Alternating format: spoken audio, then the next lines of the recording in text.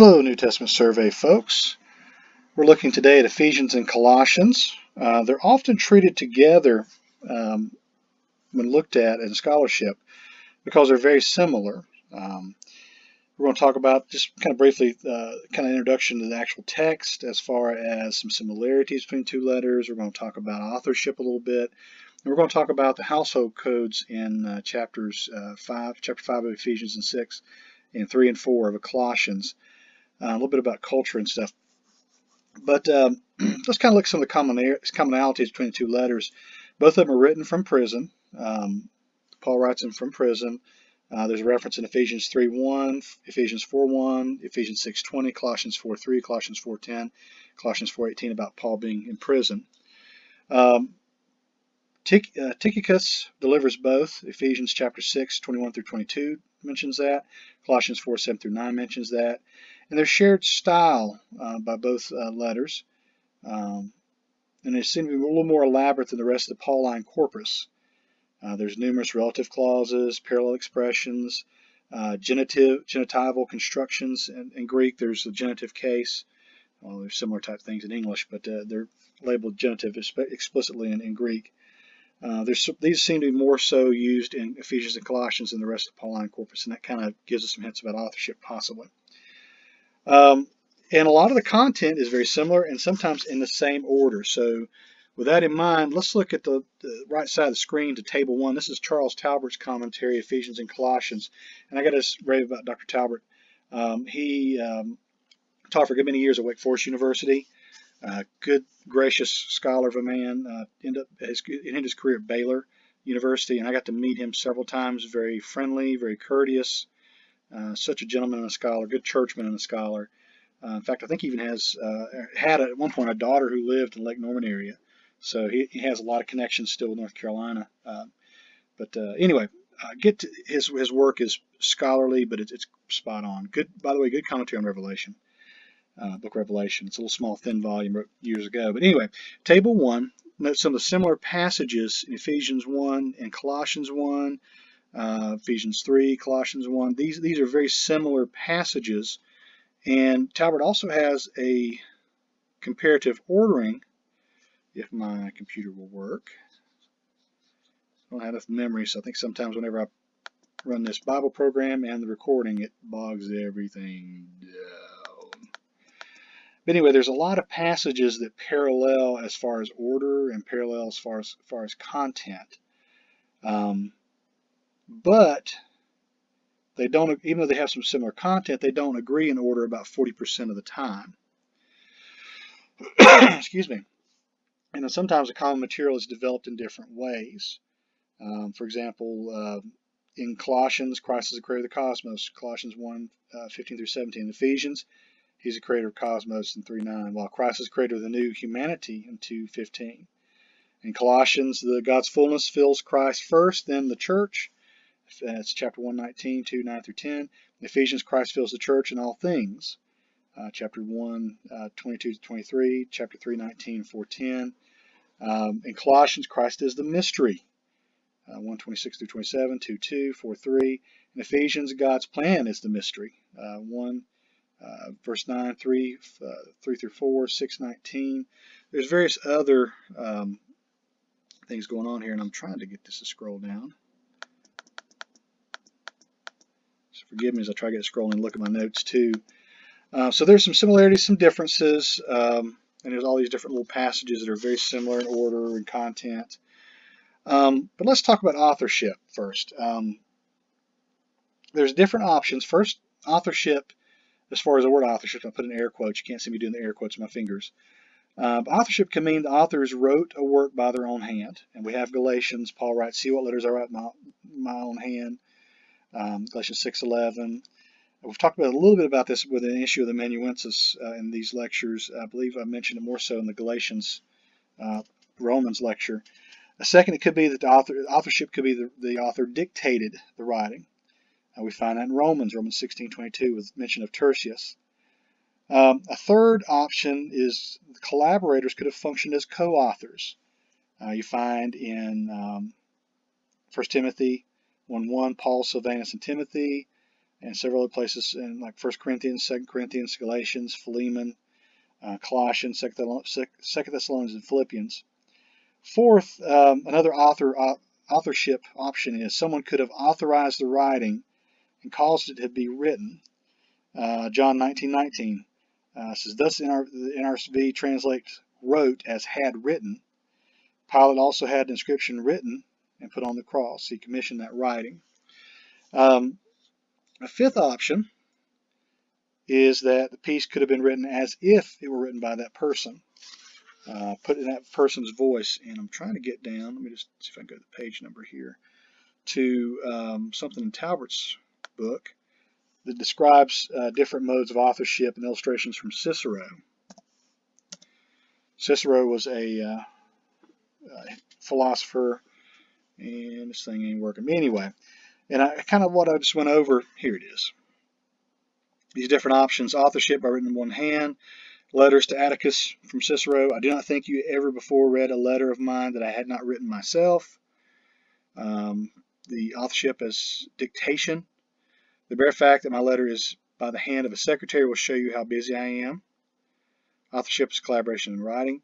For my part, I've gathered from your letters both that which you wrote in conjunction with others, and the one I wrote in my own in your own name, or when you wrote in your own name, what I saw myself too. Authorship is authorizing someone. If there are any people to whom you think that the letters ought to be delivered in my name, pray compose them and see them delivered. And the writing as if by another author. Good, but good heavens, what credit I've given you in his eyes. I read him the letter, not by you, but by your amanuensis. So somebody writing in the person's stead, as if in their voice. So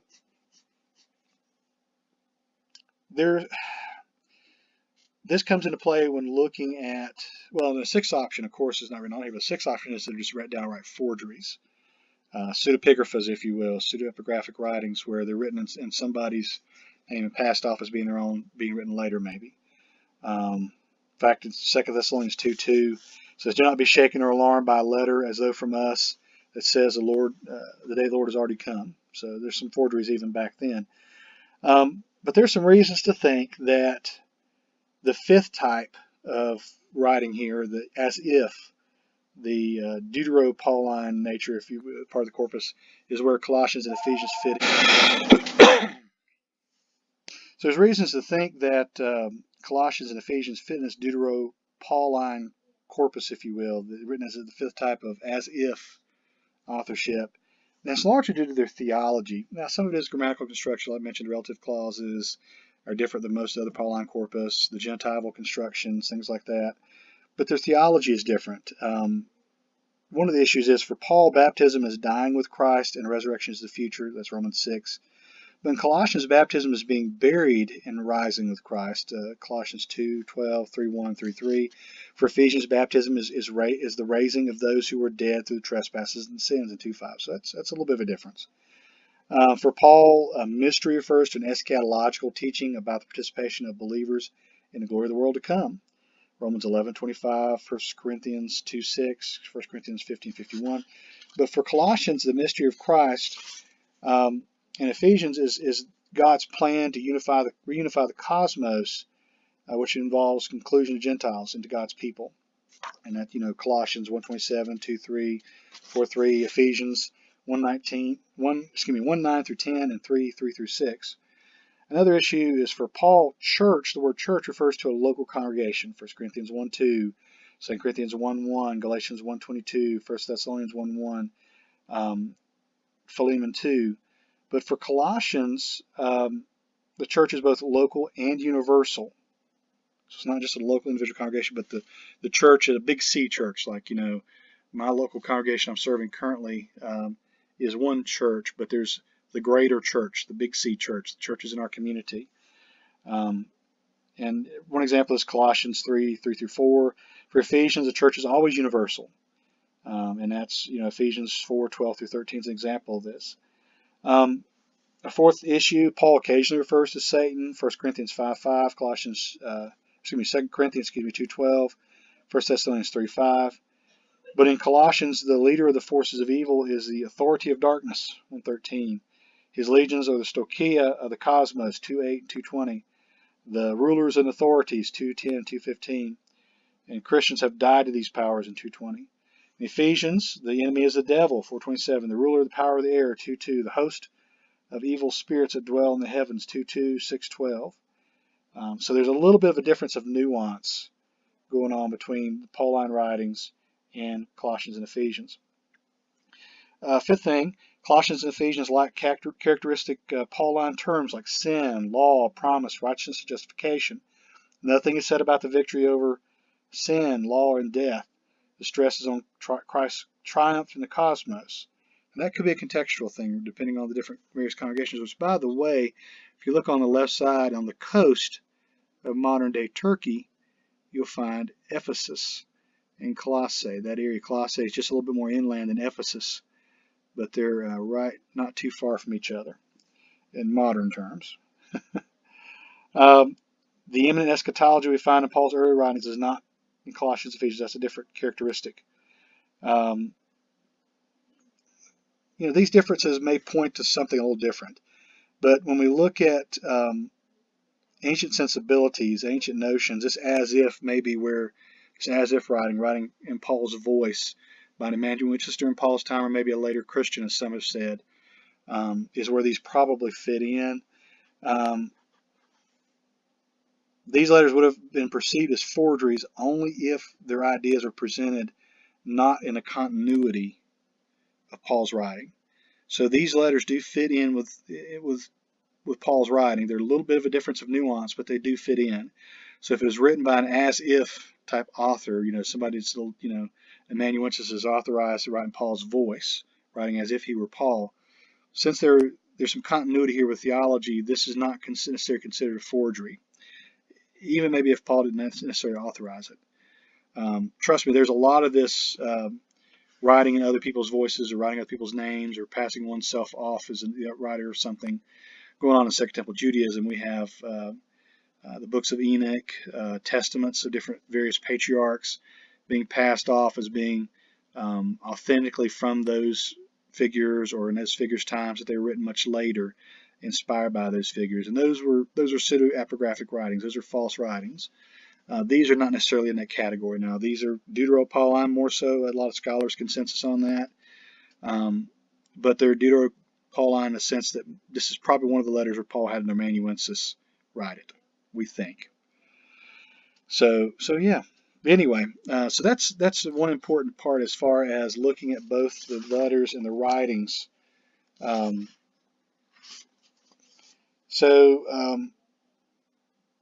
both these letters are written for occasional situations. Colossians is written as more probably a defense of against the problem of the Colossian philosophy. That's one thing going on, different issues going on in the church. But I want us to focus most of our time today on these differences, or at least similarities, with these household codes. Now, there are three sets of household codes we find in the New Testament. And these household codes, these Haushaltsstaffel material, German term there, they kind of set the order of how the house was supposed to run. Most of the, a lot of these, the ancient Greco-Roman culture, the house was the kind of the main hub, and there's a certain way the house should be run, orderliness of the house. Think, kind of stereotype of the nuclear family type stuff going on in modern America, maybe like the stereotype 50s America, which, it's a stereotype because it wasn't always true. But these household codes were not just Christian writings, but other writings as well, kind of showing how the house should run and how the family should look and things that should be done. But in the New Testament, we have Colossians 3:18 through 4:1, Ephesians 5:23 through 6:9, and in 1 Peter 2:18 through 3:6. And they cover some of the same type topics, but there are some differences and nuances. We're not going to look at 1 Peter so much today as Ephesians and Colossians, since that's our topic today. But I've got on both sides of the screen both sets of text, and one's NIV 84, one's NIV, so there's a little bit of translational differences here. But I want us to look at the first category are wives. Greco-Roman culture, for the most part, man married to a woman. A very patriarchal society, there's some egalitarian things going on, but it's a very patriarchal society where the husband was the head of the house.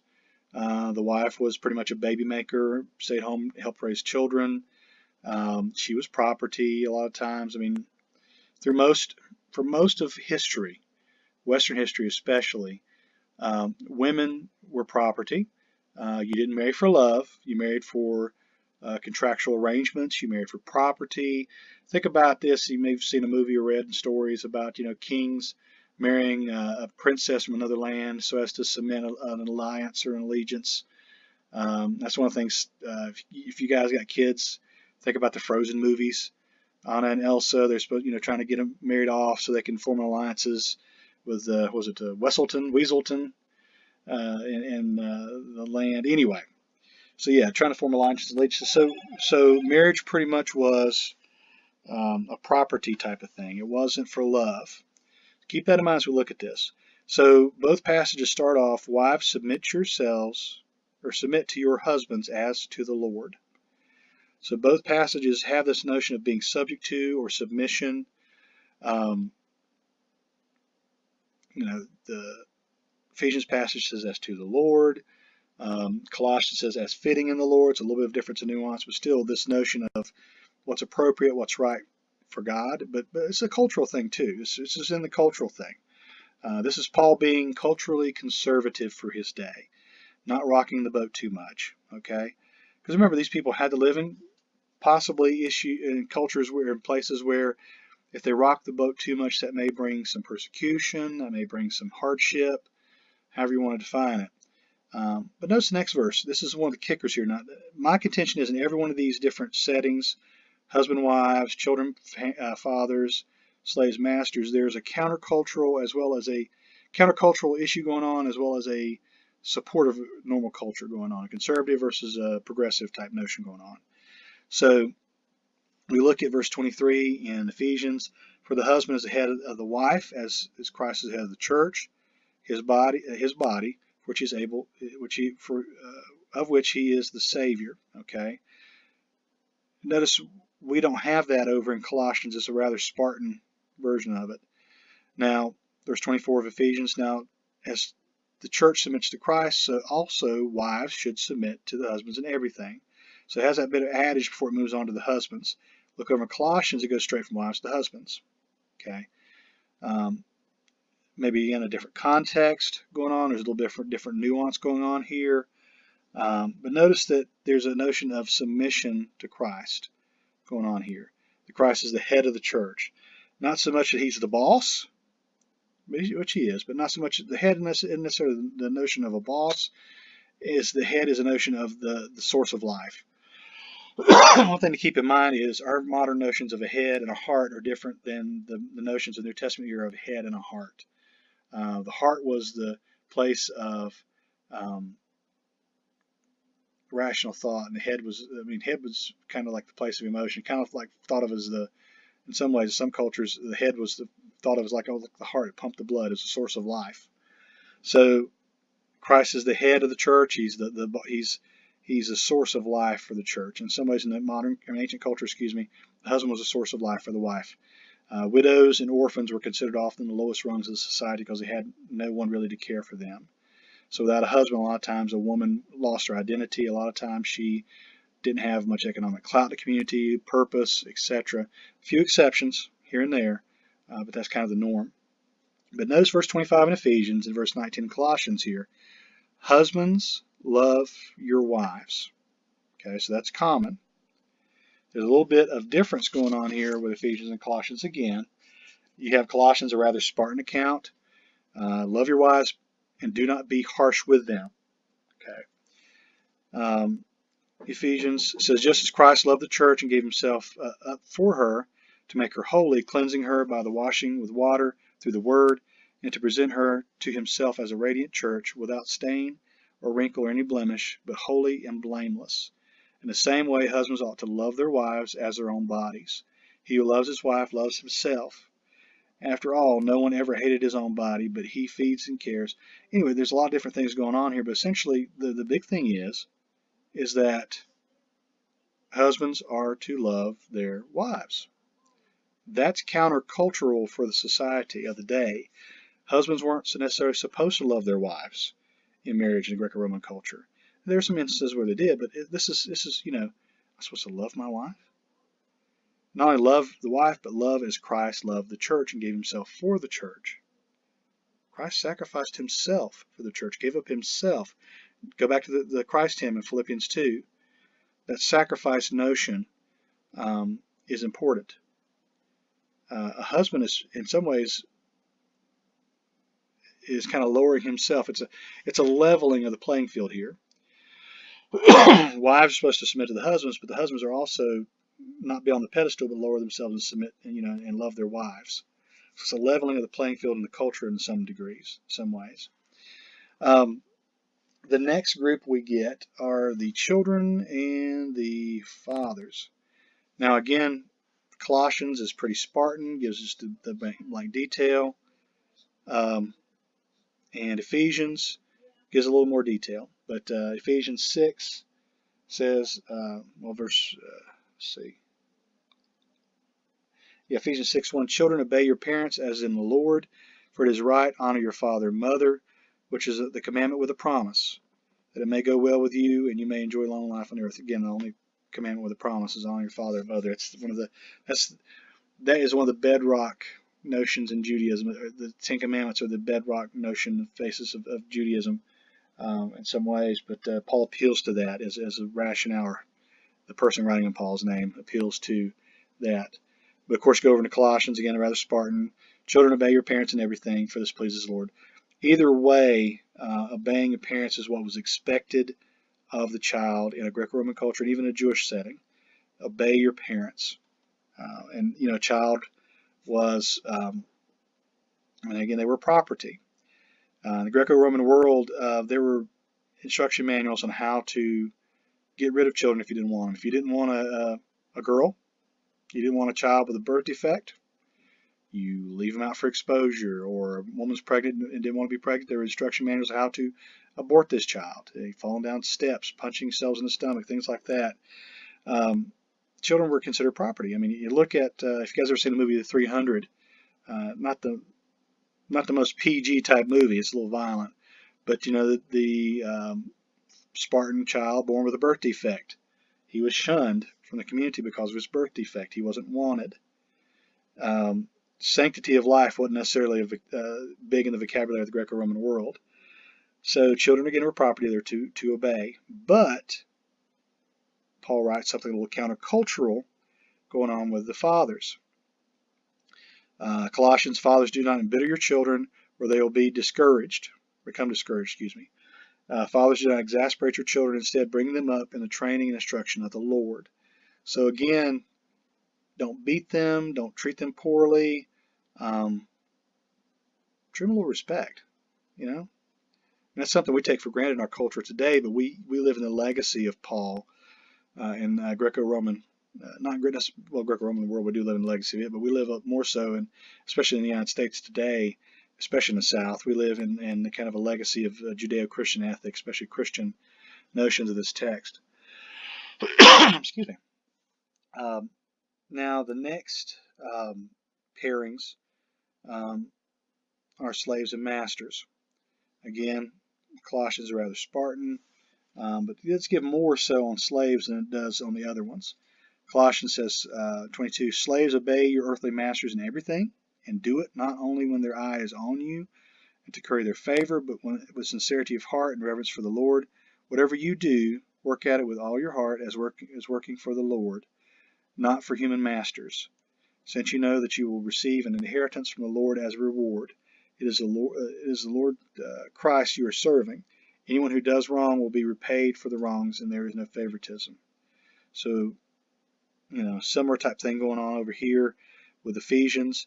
Obey them not only to win their favor with eyes on you, serve them single-heartedly, as if you're serving the Lord, not men, because your reward is the Lord reward everyone for whatever good he does, whether slave or free. So similar type things. There's a little more detail in Colossians going on here. But think about this. Slavery in the ancient context was different than modern slavery in American experience. Think slavery in the South, especially prior to the 1860s, and even modern day slavery. We find even going on in the States today, even though it's illegal. It's different in some ways than the slavery you'd find in the ancient Near East, you'd find in the Greco-Roman context. Slaves are still property, but a lot of times sometimes slaves are very numerous in some cities. A lot of times indentured servitude was more of a type of model that's akin to the modern notion of indentured servitude, is more of akin to what you'd find in the Greco-Roman world, where you'd work off a debt. People were off. Sometimes lands were conquered. People were taken as slaves, and they were for the most part treated well. For the most part, sometimes slaves would instruct the children, raise the children. A lot of teachers would be slaves, things like that. But again, Paul is being conservative with his culture, saying, "Slaves, obey your masters in everything, with fear and respect." Not just when they're looking, but when they're not looking. Because it's God that's watching you. So Paul is very, very culturally conservative here. But the next set, the next person, that Paul addresses is a little bit of countercultural. Colossians, masters, provide your slaves with what is right and fair, because you also have a master in heaven. And Ephesians, masters, treat your slaves in the same way. Do not threaten them, since you know that he who is both their master and yours is in heaven. There is no favoritism with him. So again, treating slaves fairly and right, and not threatening them, are both countercultural to what was expected of the day. Again, slaves are still property in the Greco-Roman world. They can still be treated poorly, treated with less standards than a citizen, for example. But Paul's saying respect them. And notice he appeals to God as well. God's a master over you, so remember that. So again, this household code is setting a household in order, but it's Paul giving a Christian perspective, or at least somebody writing in Paul's name, giving a Christian perspective on how a household should function in the Greco-Roman world. It's not just wives are property, husbands you're the boss, dads you're boss of children, slaves obey. It's responsibility given to the more responsible party, the higher up party, to give them more responsibility, kind of the leveling of the playing field to some degree. So countercultural and conservative at the same time. So not rock the boat too much, but maybe just a little bit.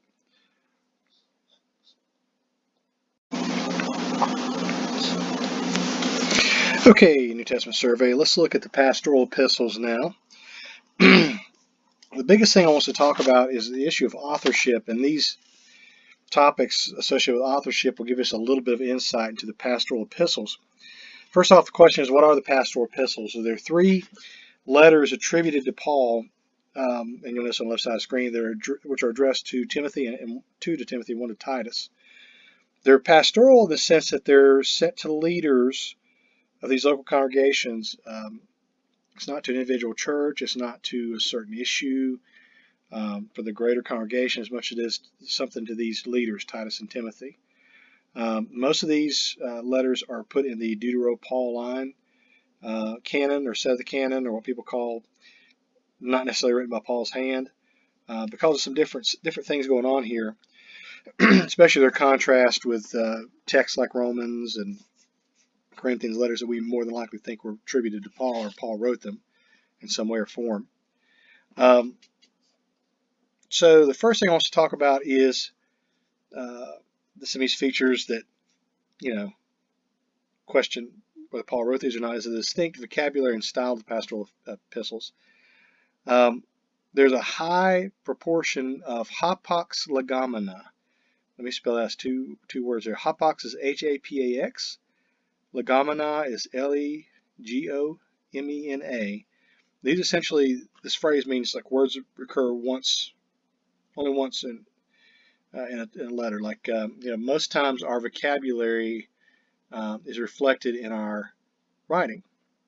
So our writing style, our grammar, our syntax, The way we talk a lot of times is reflected in how we write. So, for example, if I read a document, read something for one of my students, when you guys wrote a paper or something, and like I've had you write earlier in the semester, but I get this one document and it's like so much more polished, the language is so much higher. Or if I get to a section of paper and the vocabulary has changed, it's higher vocabulary, or the writing style, the syntax is a little more complex, that puts up red flags for me that maybe you didn't write it as a student, or these hapaxagomena are words that are only used maybe once in the New Testament.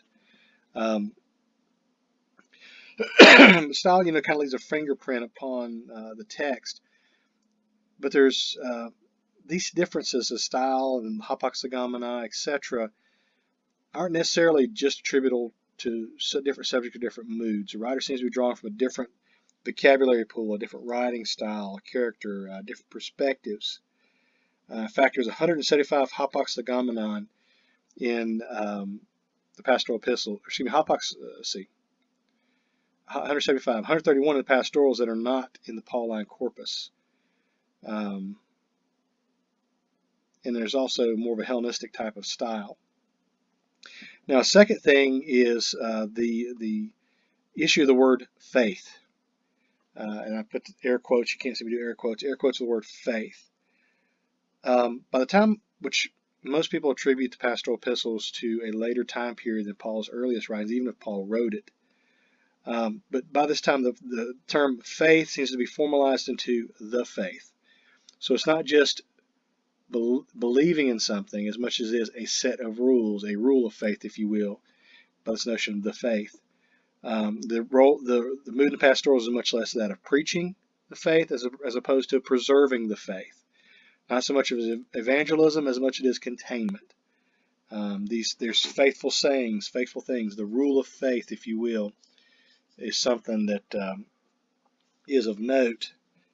And if I get my computer to work here, we'll look at 1 Timothy 1:15 as an example of these faithful sayings, 2 Timothy 1:9, 2 Timothy 2:11 through 13, Titus 3:4. For some reason my computer's not working.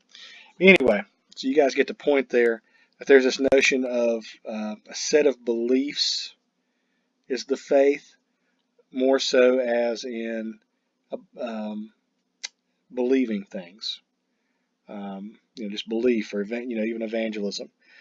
And now one little caveat to that, Paul does use this notion of the faith referring to a body of beliefs in Philippians 1:27 and 2:7.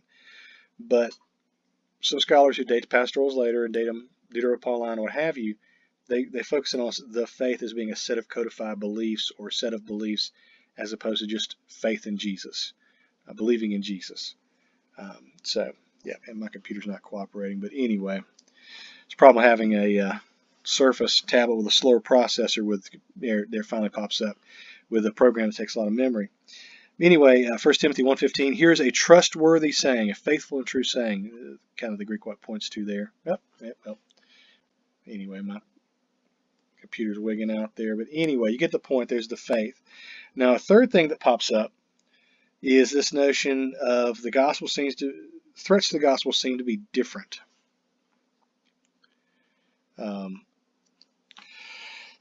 Excuse me. Whereas the challenge of Jewish Christians, these Judaizers, runs through Paul's earlier correspondences like Romans or Corinthians, 1 Corinthians or 2 Corinthians, Galatians. All we hear through the pastoral epistles are best echoes of this dispute. Maybe 1 Timothy 1:7 or Titus 1:10. But the fact of the faithful sayings formula, truthful sayings or true sayings, may point to a polemical thrust against his audience. In other words, that there's an internal intra-church issue of theology or belief. Now that may have something to do with a Judaizer, but or somebody that's pointing to Judaism being the norm for which Christians have to go, but there seems to be something different here. With the precision with which Paul aims his counter thrust, whether in theology or even praxis action, in other words, the reader can think that there's a clear picture of the positions which Paul objective, but pastoral, there's really no precision there. It's just dismissive formulations that seem, as one commentary puts it, generates more heat than light. there seems to be intra-church disputes as opposed to an external group.